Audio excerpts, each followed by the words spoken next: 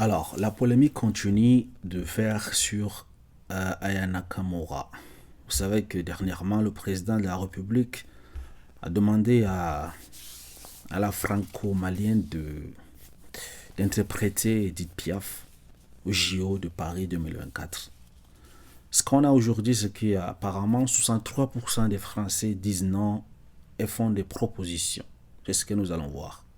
J'avais déjà fait une vidéo sur Aya Nakamura. Est-ce que elle pourra ou non? Est-ce qu'elle pourra donc réussir à faire cela ou bien elle ne peut pas? J'avais déjà parlé de ça il y a quelques jours, il y a une semaine, c'est là. Essayez de les voir dans cette vidéo à propos. Là, on va voir quelles sont donc les propositions que les Français font à la place d'Aya Nakamura. On va voir également pourquoi. Ce que nous avons ici, c'est qu'une majorité de Français se disent opposés au choix d'Emmanuel Macron de faire chanter du Edith Piaf par Aya Nakamura à la cérémonie d'ouverture des JO d'été de Paris 2024. On avait déjà évoqué la question de savoir pourquoi est-ce que Emmanuel Macron a choisi Aya Nakamura pour interpréter Edith Piaf au JO 2024. On avait dit c'est parce que actuellement en France c'est la meilleure. La deuxième chose, elle est également connue internationalement. Et la troisième chose, elle a dit au président de la République qu'elle préfère et elle aime Edith Piaf. Voilà donc les raisons qui ont poussé le président de la République à choisir Aya Nakamura pour interpréter Edith Piaf à l'ouverture des JO d'été de Paris 2024. Bon, vous savez, voilà le message adressé par une majorité de Français à Emmanuel Macron. Oh, tcha, tcha, tcha. Il n'y a pas moyen, tcha, tcha, tcha. Voilà. Ce que les Français disent.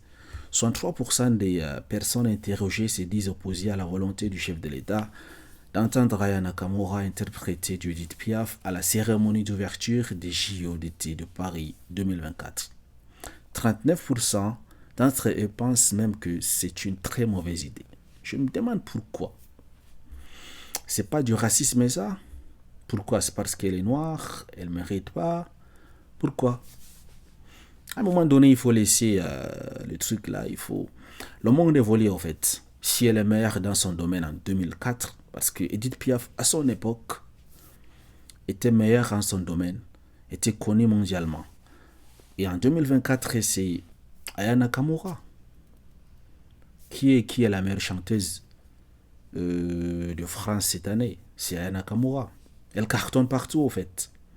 Donc, du coup, je pense que ces statistiques-là, ça montre à quel point, n'est-ce pas, certains Français sont racistes, en fait. Pourquoi elle ne méritait pas?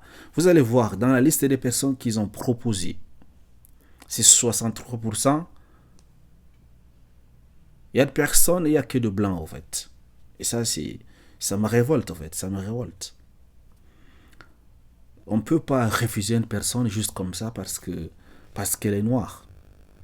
J'accepte déjà les personnes qui se sont justifiées en disant que non, son style est différent du style de Edith Piaf. Là, je peux comprendre.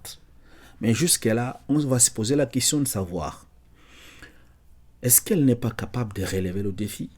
C'est ça, au fait. N'est-elle pas capable de faire Edith Piaf?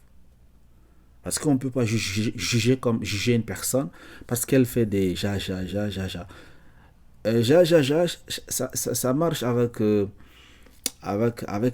la jeunesse. Ça marche avec l'époque 2024.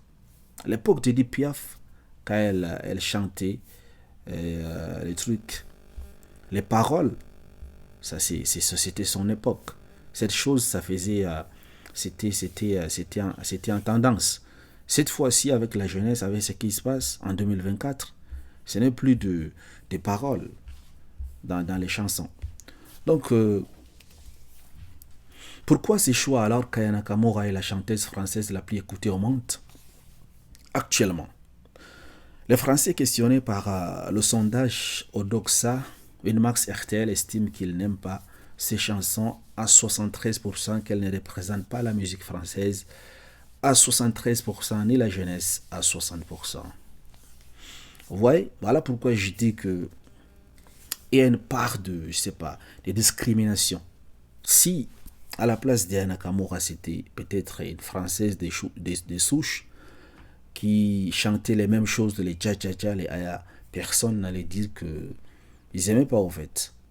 Les 63%, les 63% qui disent qu'ils n'aiment pas la chanson d'Aya Nakamura n'allaient même pas dire cela. Donc, ça, c'est un souci, en fait. C'est au printemps 2018 qu'Aya Nakamura a connu le succès avec son premier hit, Tcha Tcha Tcha.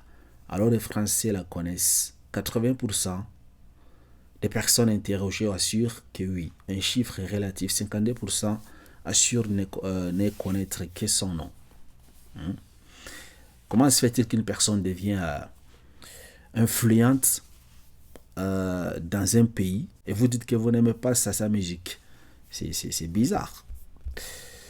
Si on compare ces réponses à la tendance politique des personnes qui ont participé au sondage, 38% des sympathisants de gauche apprécient Nakamura, 28% des sympathisants de Renaissance, 25% à droite, et les personnes les plus réfractaires sont les sympathisants du Rassemblement national, qui ne sont que 19% à avoir une bonne opinion d'elle. Ça, c'est pas étonnant. L'extrême droite, nous savons tous leur position. Alors, quel artiste les Français auraient aimé avoir chanté au JO de Paris 2024? Regardez un peu les noms que je vais citer. Vous allez voir, il n'y a aucune personne de racine noire, en fait. Personne. Ils répondent. Jean-Jacques Goldman, 26%.